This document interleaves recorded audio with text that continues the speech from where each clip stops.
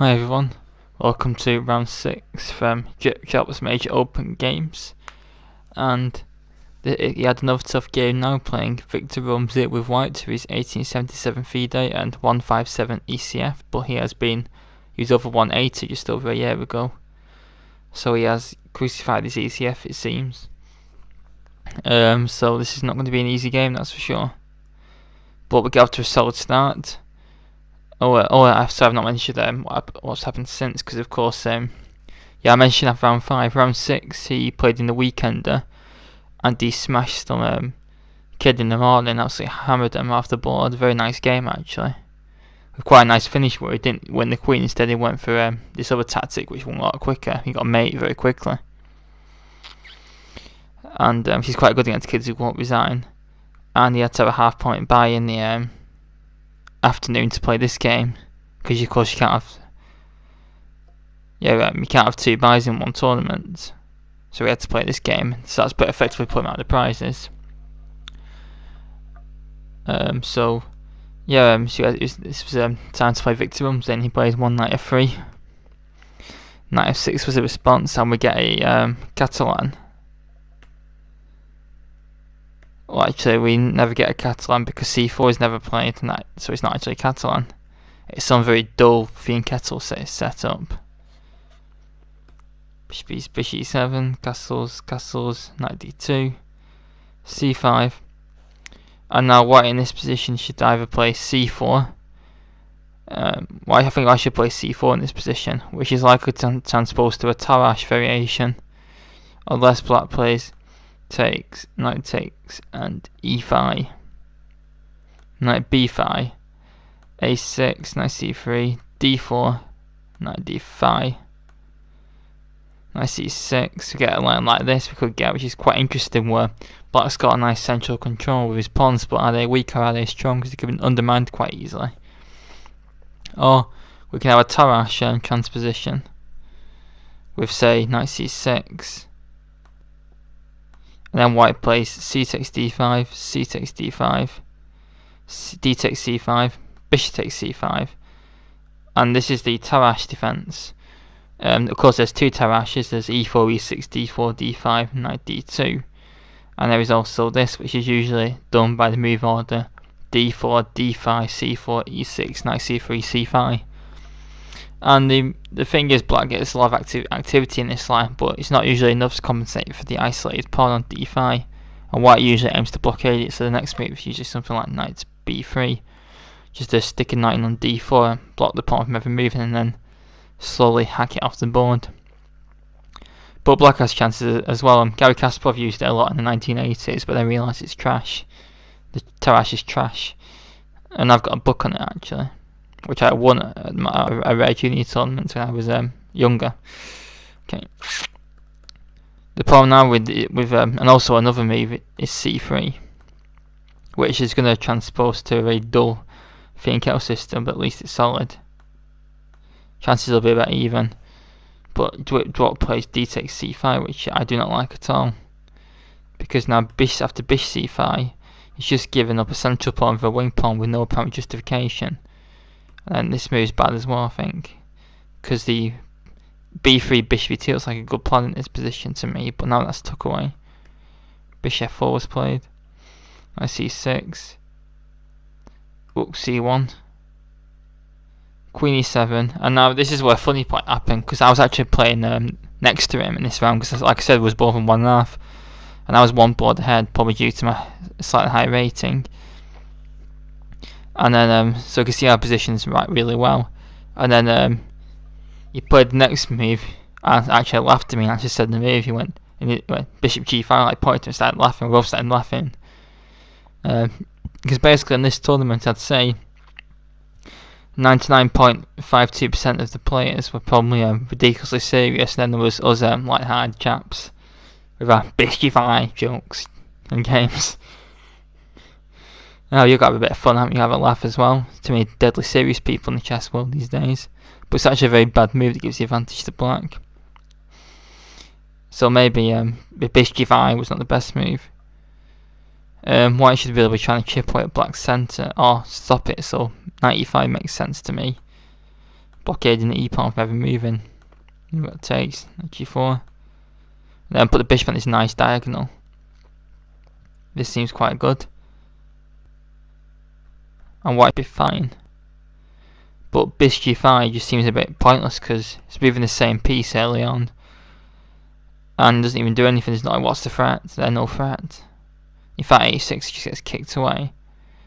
And I mean, he said he should have played bishop h4 and stacked a piece for 2 pawns. But it's a very unsound. Because if you do it this way, after knight e5, white's just a piece down with a worse position. So the best way to do it is to keep the pin on by doing it this way. Because at least you got chances with a pin. But after e5, there's no compensation. Okay, you can play this. But now you've got 3 pawns for a piece. But black has so much activity, it's unreal. White will not last long from this position.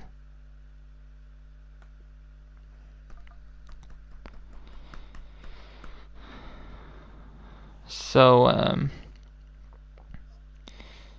I think maybe the lesser of the evils is just to give the bishop pair up, but that's also not good because it's quite an open position to play c3 and try and establish a knight on d4 or something. But he played bishop back to d2, and now e5 is played, and black's just got a very nice centre for nothing. This is already looking quite dire.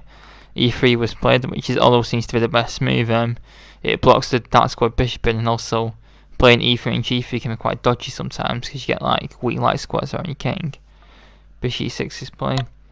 h3, bit of weakening as well. Okay, d8, nice centralising move. Black's just got a really easy position with a lot more space. a3, place played for some reason. Knight e4, getting a knight to it, nice square. Rook e1, weakens the f2 point for no apparent reason. f5 is played, which is an interesting move. Taking advantage of white's defensive position by planning to go on the attack, with g5 coming up soon as well. And I think black is justified in attacking in this position, because if he gives white time, he might be able to unravel and do something. Bishop b4. That's definitely not a good move, but it's hard to suggest a good move for white in this position. Bishop e4, the problem with bishop b4 is that black just takes, and it seems that white has not only ceded the bishop pair for no reason, but also will have double pawns. I think you'll start some trap where if queen takes b4, you can take this pawn, and white's actually okay now. But of course that pawn gets ignored. And black continues the attack. Queen e2, g5. I think that might maybe a bit too much. I think just f4 straight away is quite good. Black's forcing white to take and open his king up. Okay, it does give this square away, but black just retreats the bishop, and he can maybe play g5, h5 next, or fe3. g5 was played, knight d2, f4, and now drip drop blunders. But this is actually already practically lost this position because black's just going to get a massive attack. There's practically nothing white can do. Like, white's best thought probably is to play something like knight f1 just to try and cover everything. And then maybe fg3, and then maybe just a slow build up with rook f7 and rook f8, or rook f7 to g7, or some slow build ups. If white plays g4 to try and keep line shots, then just play h5 and nibble away at white's kingside. Then you got the g3 square, and say queen moves here, we got e4, and then knight moves. Then we just play hg, bishop c7. This is just awful. That's just a sample line to demonstrate how good black's position is. But knight takes e4 is played instead, and the problem is after d takes e4, once knight moves, there's going to be a fork on the f3 square. And drip drop makes matters worse for himself with his next move, although this is already pretty dire. Okay, gets this pawn, but then after that he has to deal with a fork.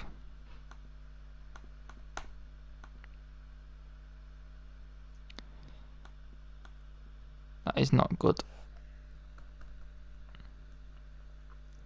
Instead he plays e takes f4, and after e takes f3, bishop takes f3, And now his opponent, after playing well all game, doesn't play the correct move in this position. He should have just took this pawn. If queen takes e5, we take, and play. We actually play fg3 because if rook takes e6, we've got rook takes f3. And the f2 pawn's dropping very badly, so that's no good. If white plays g4 to try and keep the line shut, we just move the queen in for the kill. And then this. It's quite nasty. With rook d2 ideas. But he plays bishop back to c8 for some reason, which doesn't seem to do anything. And of course, queen takes c5 is impossible because of moves like rook d2, but c4 was played, trying to play c5 and blunt the bishop. E takes f4, and now bd5 check. And there's actually a move that would have won on the spot for black in this position. If you want to try and spot it, this is your test for the video. A move that wins instantly. The exchange sacrifice wins on the spot, because if c takes d5, f takes g3, white can't defend the f2 point. It's attacked now 4 times and defended only twice. So and if I have that, you got that anyway. But he moved his king, she's still winning, but not as clear cut because g4 would have kept the game alive. Although white is still a piece down for a pawn. But queen h5 was played, trying to get some perpetual. And now fg3 was played. Bishop f2 is also crushing. Because if it takes, then that's a mate in 1.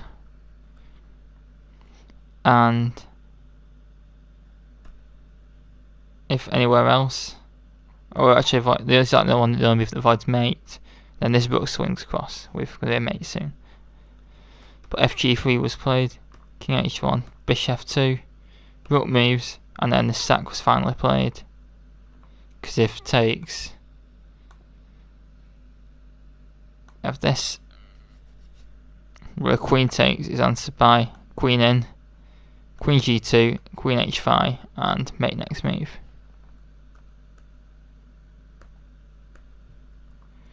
Instead, rook f2 was played, but after gf2, Job had to resign. He had some swindle where if the queen took, they never perpetual queen takes h6 check, but after gf he can resign because he's a rook, a bishop and a pawn down, and he's getting mated as well by force. So once again, a cookie if you get find the correct mate from this position in the comments.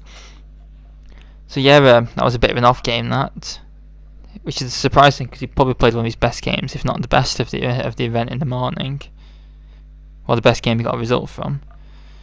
But again, we have all of them games, and Drip Drop is still a well sick player. And also meeting him and on the same, well, quite anyway, but it was always due opposite colours, which didn't help. Which is a shame because I'd have liked to have played him.